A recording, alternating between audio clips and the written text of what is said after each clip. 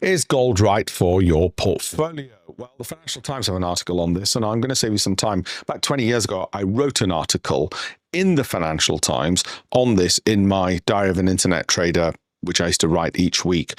And roughly a figure of about 5% held for the long term is roughly the right amount. The problem is most people end up buying when it's at all-time highs, i.e. belatedly, they get the memo late, and then they don't hold it for a long enough period for it to be a diversifier in your portfolio. They basically trade, buy high, sell low, completely mess it up. And if that's going to be you, then you better just stay clear anyway. And gold doesn't have any place in your portfolio, and probably nothing has the right place in your portfolio because you don't know how to do these things properly and systematically. Okay, I'll send you more of these. Do like, save these videos, do like, comment, because as you do, it goes to more people. Thank you. I'm Alpesh Patel. You can find me on LinkedIn and YouTube as well.